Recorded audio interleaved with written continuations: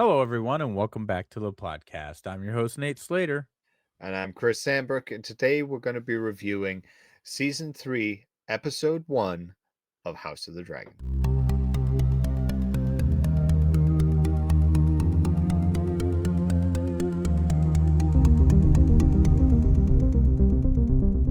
That's right, folks. The wait is finally over. We finally get House of the Dragon Season 3. Yes, we were held over a little bit by A Night of the Seven Kingdoms. It was a nice change of pace, but now we're back to that whole darker, grittier tone that we love.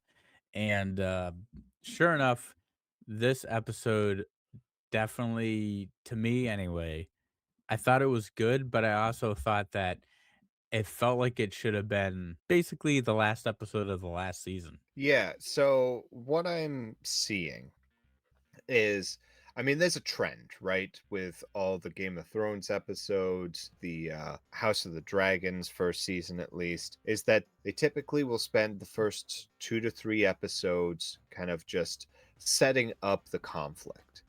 And then the episodes after that just start to escalate everything until we get to the finale. And then the finale's whole purpose is to, start, hitting the end of certain storylines, usually character related whenever they want to kill someone off.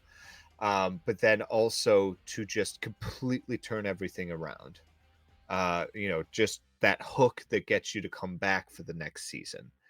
And last season didn't really have that. It felt like it was kind of a budget thing, and they kind of told us that this season going into it, there's going to be a whole lot more battles, something to expect, kind of to make up for the lack of battles in season 2. And we didn't really have too much of that craziness going on in season 1 either.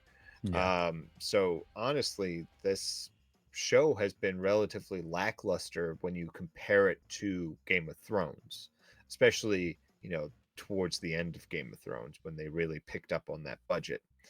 But for a show that has had that higher end budget right from the beginning, you start to realize when you break things down that there's a lot missing. So going into this season, this is your spoiler warning. We do have, some deaths going on, specifically Jace Targaryen. He gets killed off, and it was kind of obvious. I feel like there was nonstop foreshadowing Yeah. for his death between his constant on-screen moments with his mom, worried about his mom dying. Like, they didn't give him this much screen time since really the first season when he was relevant. And I feel like that was kind of like a big misstep too, because we just spent 2 years waiting for this, and we didn't have that much time with him, you know, to kind of build that relationship with him again, to feel bad when he actually did die. Honestly, it's just like, oh yeah, it was that one kid I kind of remember from before.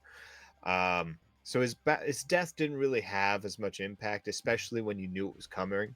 He had a lot of like near misses Yeah. over and over. And that goes back to the fact that it almost feels like this was a continuation of I mean, yes, of course it feels like this was a continuation of last season, but it feels more so like this was the bookend episode of last season and it should have been included in that. And Yeah, then gone into probably what episode 2 is going to deal with, which is the aftermath of everything, which is usually what they do in the next season.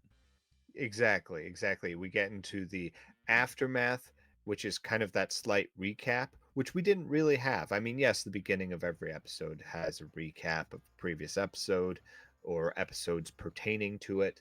Um, so we do have that technically, but like inside the episode, if you choose to skip that little mini recap, they would really kind of go over the key points of what was major that happened in the previous season and kind of deal with the aftermath. But there was no aftermath really to deal with this time. So they just kind of dove right into it. And that kind of left people just trying to remember who was who. And then suddenly, main character dies. And, unless you were absolutely attached to that character, which I can't think of many people that would be with how little screen time he really had. I mean, yes, he's been in the show since more or less the beginning, but he hasn't been major in any specific way. I mean, we've got to remember she is not childless yet. However, he was her heir, and there was that whole, he's doing it for her safety, locking her away so he could go. And he brings his cousin along, and then her sister shows up with, Sheep um, stealer, yeah, which was sheep stealer. interesting look. Yeah, there was that tension of, "Oh my god, is she gonna accidentally be the one that kills him?" And then, of course, her sister too. Yeah, Um, so, there's that tension there, not really knowing how he's going to die. And then, of course, his dragon falls, drowns. He, escapes, but you knew it was coming because you could see yeah, around him you're surrounded by enemies.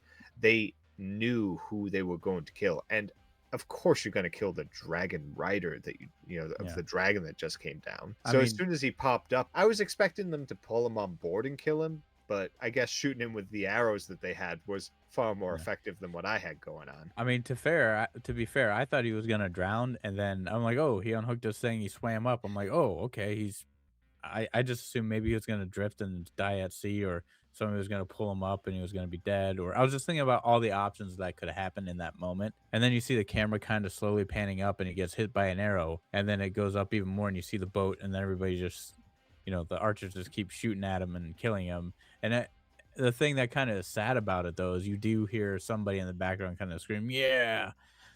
So, Yeah. I was like, "Man, it sucks, man." It just sucks to see, a boy lose his life, but it is war, and there's so many different ways, like, Yeah. realistically, they could have gone about it. If Jace was a smarter person, he would have probably been better off going with his cousin, following his mom. So, you got 3 dragon riders there opposed to, you know 2, especially one who's more equipped to handle the dragon. The wild card was Sheep Stealer that was not battle tested. It was basically a feral dragon and just did what it wanted to do. So that's the problem that Reina kind of had to deal with. And now she has to deal with the guilt of possibly killing her cousin or Right. playing in the part of killing her cousin, killing some of their own people. So I Yes. wonder how that's going to be handled. Is it going to be swept under the rug by her I think sister? I don't know. for the most part it will be, just because they're at war and dragon riders are needed. Yeah. Um, but I don't think it's gonna be swept under the rug for her sister. I think that's gonna be kind of a major thing that will roll over into later episodes. Um, but yeah, I mean, it sucks, but I feel like Jace's death was probably planned to be more akin to Rob's death, to Yeah. give you that same kind of feel. But we spent so much more time with Rob, and Rob, had a personality, we got to see him command, we got to see him, kind of build something. With Jace, he was just kind of there. I mean, the one thing I'll give Jace's credit is that he loved his mom and he just didn't wanna see her die. That's really the most admirable trait about him is that he just cares for his mom. He doesn't wanna see her waste her life, Yeah, because this is also a boy that is a bastard. He knows it. He knows who his father unofficially. was, but he's still fighting his inner demons, and probably if he still would have lived on, he would have always fought those inner demons. Obviously, he has the Targaryen bloodline, Yeah, period, because I mean, the fact that he was even a dragon rider is yeah, proof of that. So I don't think it would weigh too heavily on him. But yeah, every once in a while, I'm sure his legitimacy would have been questioned, but not by many. Just down again to the fact that he was a dragon rider. yeah, Um, but that being said, it was nice to have that battle and the ship chase through the teeth. That was really cool. I did yeah. enjoy that. It slowed the momentum down, but in a way that was still very suspenseful. And that's hard to do in a show like this. So that props to them for that, for really taking the battle away from the battle. And that the best part about that was that it was Corliss being smart, but he didn't expect them to kind of have the wherewithal to make it through there, so he was surprised to see that they even made it, and then he was even surprised even more when he saw that her ships went and sacked his castle. That's where he kept all his trophies. Everyone forgets that he's about the only person who's really traveled. He's been all over Essos, at least along the shorelines. Um, I mean, he's traveled the majority of Essos. And we even see him using Dothraki weaponry. Yep. He's not using a standard sword like everyone else. He everything about him screams, he's traveled, he's Yeah. seasoned. Um, so yeah, I mean, just imagine the kind of treasures they would be priceless, especially to him. They're even memories to him. To see it burning, I can see why she knew that that was going to be something that Mm. would trigger him. But it didn't trigger him nearly as much as she claimed it was Yeah. was going to. Um, but yes, we do see him kind of fall into the water, and they play it off like he's dead. He clearly is not. Yeah. I mean, they build towards a death, especially a main character death. So him just following in the water and then having his bastard son kill in his name as like this vengeance thing, you're like, yeah, he's not dead. Yeah. Either This is way, I thought that was cool because there was tension between them in the yes, prior season, and even you could see a little bit of it during this episode, but it really showed that when it came down to it, they were doing their best to try and put things aside. And, yeah. that really showed it. He cared for his dad, and it seemed like his dad was starting to realize, "Yeah, I'm a dick." Yeah. Well, he is a dick, period. Because you got to remember, even at the beginning of this episode, he said, yes, you tried to make sure that we were cared for, but you didn't care enough to give us your name. And Exactly. again, that comes down to his wife and the whole Targaryen thing. But his wife is dead. And Yeah. that's why he's pushing this relationship now.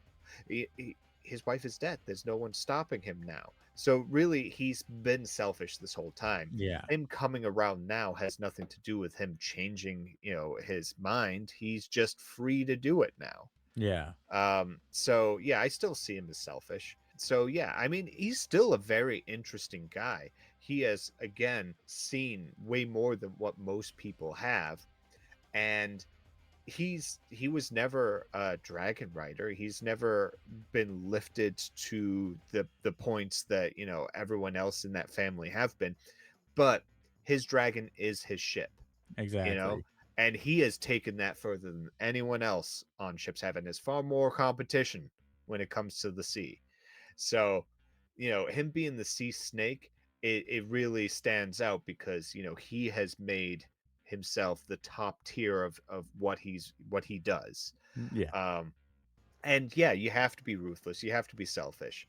First of all, Steve is a great actor. He does that part very, very well. Yeah. But I feel like either he just understands the character really well, or they were really kind of on top of him about getting the character right. um, which is more than I can say about some other ones like Jace, which is so funny because that was kind of the focus of this episode. Yeah. And then he just got thrown in the water. Yeah. That was it. I know we're going to be seeing a whole lot more of him. Maybe he does eventually die, even from this. I don't know, but I feel like we're definitely going to be seeing him alive a little more. Yeah. That's why Um, I feel like this episode should have been the bookend to the last season. I mean, season 1 was 10 episodes. Season 2 and 3 that we're in now in are gonna be 8 episodes. What's the deal with just I mean, granted, it had to have been budget like we said, but you could have just put that on there and then gone the distance with whatever you could with this.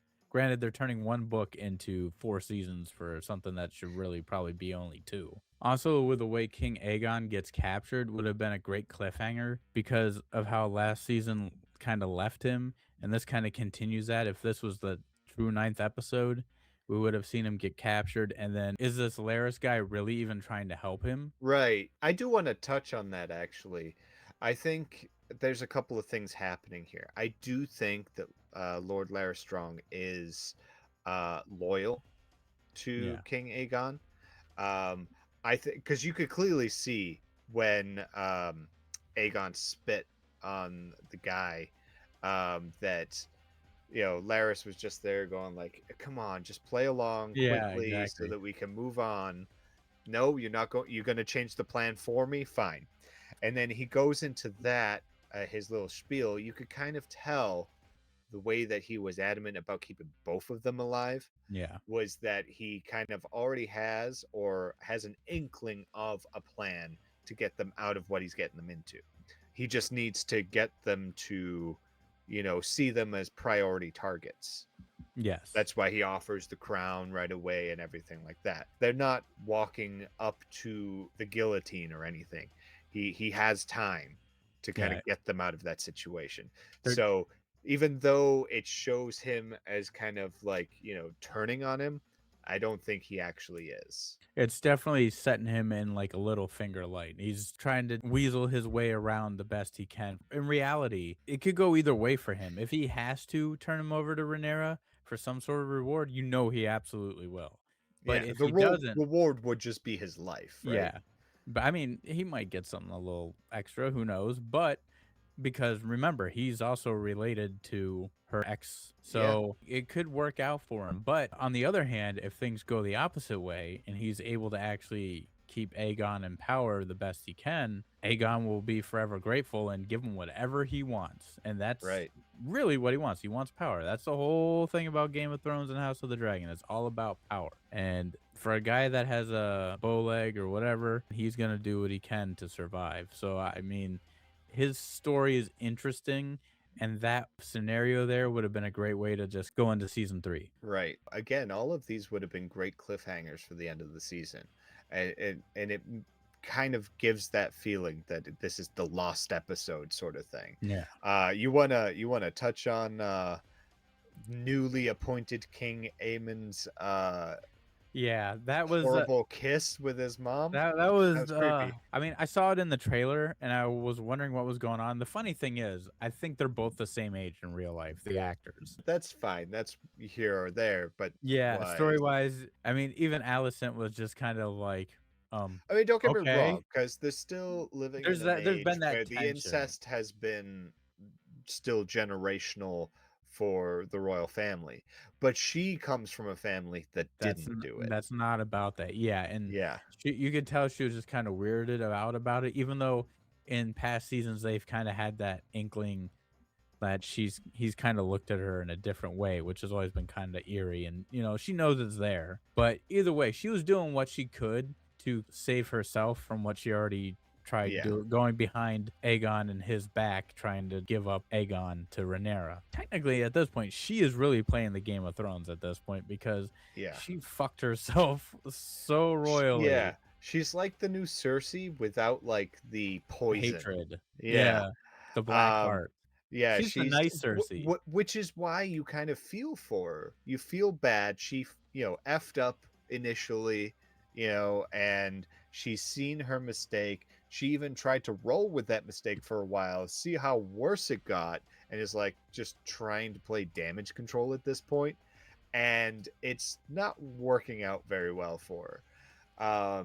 Everyone else is just kind of just built on the BS lie that she initially created. So honestly, this is Her all her fault. fault, period. But yeah, it's so funny that the way that it's all set up right now. And I don't think it's going to end well for her specifically. Um, with the book aside, because they've made so many changes. They've removed characters, they've killed some off that shouldn't be yet, or have not killed off people who should be long dead. So it's just, it could go any way. And I am invested in what happens to her. Yeah. And her dad, which, if you remember last season, we found out that he was a prisoner somewhere, and we haven't even touched on that in the season so far. Yeah, I'm pretty sure next episode will somehow shed light on him, which might have worked better as a recap Yeah. showing us what's going on with him and stuff. Because I have a feeling he's going to have more of a role maybe next episode. But as far as Allison goes, she's still playing damage control. And the thing that's funny is she even wrote to her relative basically saying, hey, stay there. Don't go anywhere. Because at this point, she doesn't want Aemon to get any backup if he goes and fights his uncle. Because if he dies, she's in the clear because she kind of knows he's a little crazy.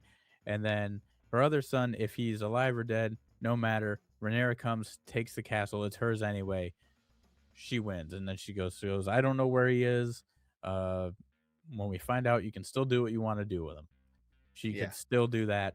But I think that is going to become an issue because if you watch the trailer there at the end, they definitely show that she takes over King's Landing. So what's going to happen to King Aegon? That's a whole nother question, which might Yeah. not even be solved this season as to That's what true. happens. Yeah.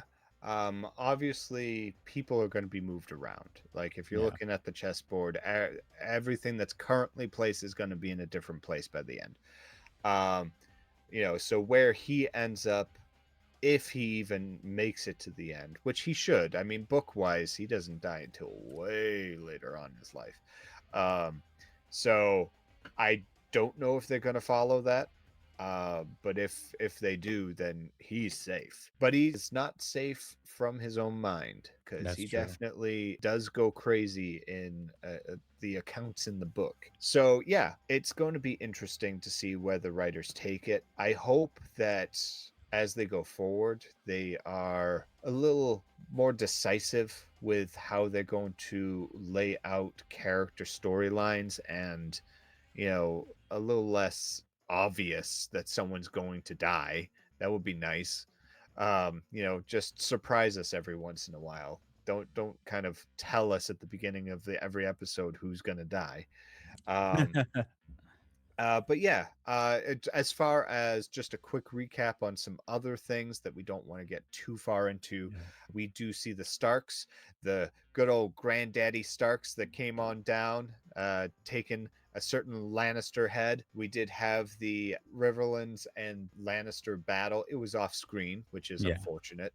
I was kind of hoping we could see more of that. I mean, that Uh, reminded me a lot of Game of Thrones. Basically, when it showed Rob beat the Lannisters at whatever battle it was, it just kind of showed them, saying, "Hey, we won, victory!" Raise their swords, and then it just yeah, moves on. So it kind of reminded me of that. But it was cool seeing that they actually, apparently, it looked like they used real lions to fight. So that was pretty cool. Even though we didn't yeah. see them in action, we saw their dead carcasses. Well, they also used real dragons to fight, so. Yeah, because they really exist. And then the other thing that I thought was cool is that we got to see what the other bastards were doing. They were basically just lying in wait to ambush Aemon. That never came. We did Yeah, get to see one of the Green Men. I yeah. think that's more of a foreshadowing of things to come. Again, we won't get too much into that right now. I feel like this is more just a connection to the Game of Thrones portion of it rather than an additional focus for this show. I mean, I think they're gonna play some part in it, but it's definitely adding more towards the mysticism, like the witch that keeps Yeah. popping up out of nowhere. The witches, by the way, are added specifically for this show. It's not something that, even Alicent's daughter, who seems to have this power of sight, she doesn't in the book. So this is all new. Anyone who's read the book is looking at this going, okay, well, let's see where this goes. Which isn't necessarily a bad thing, but No, it's not at just all. not expected. It's not something that we can predict at this point. Yeah. We're all watching to see how that turns out. If it's good at the end, they can say, "Oh yeah, no, we planned it the whole time." And if it's Yeah. horrible, they'll just be like, "Yeah, well, that's what happens when you just make your own stuff up." Yeah.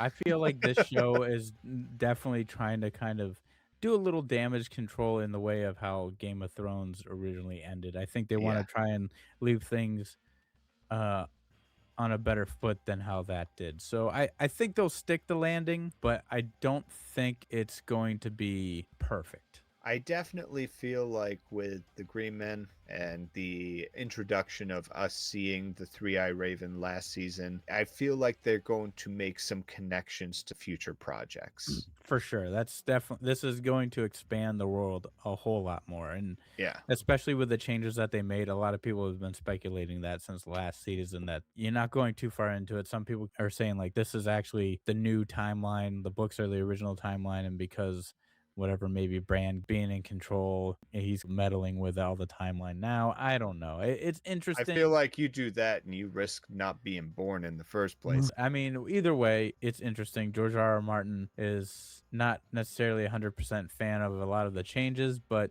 he is the one who signs off on letting them even make it in the first place. So I think as long as he gets that check, he can be a little upset, but not really care too much. So to kind of wrap this up, let's get into our final review here. This episode was I thought it was good. I felt it was a little misplaced, but I give it a solid 8. There were some predictable things, even with Jace's death. They kind of foreshadowed it in last season too, which is exactly another point why this episode could have been that bookend to that season. Right. But for me, eight's fine. I'm fine with 8. Yeah, I initially gave it a 6. And I Wow. didn't give a 6 because it was necessarily bad. It was down to the predictability of it and the misplacement of it. I didn't wait 2 years to see the end of last season, you know? It just it felt out of place. It wasn't what I was expecting. I was expecting something to set up something more for this season, rather than top off the previous. But yes, the more I think about it, with the action that we did see was enjoyable, even though they cut out a lot of the battles. Some of the weight of their big, wow moments was cut lost because of the 2 year wait. But even Jace's death was impactful enough, I guess. Maybe even if it's just through the eyes of the characters that, Yeah. are around. But yeah, I'll give it a 7. 7 in heaven for Chris. So there you go, folks. There you have it. And this has been our review of House of the Dragon, Season 3, Episode 1. Let us know your thoughts down below. Leave a comment. And if you guys haven't already, like and subscribe to keep up to date on all things Plot Hole Productions. You can find us on Spotify, YouTube, and Instagram. Check us out. And once again, I'm your host, Nate Slater, And I'm Chris Sandbrook, and we'll catch you in in the the void. void.